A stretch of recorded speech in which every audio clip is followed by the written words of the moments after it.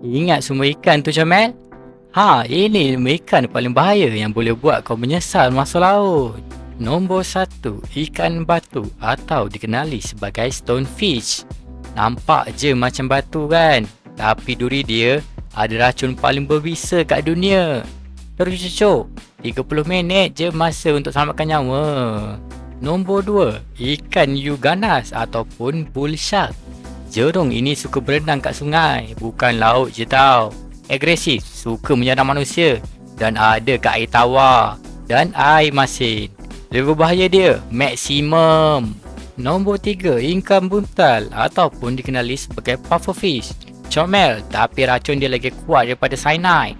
Salah potong masa masak terus KO. Nombor 4, belut elektrik. Belut ini boleh bagi kejutan elektrik sampai 600 volt. Boleh pengsan dalam air dan lemas kalau terkena.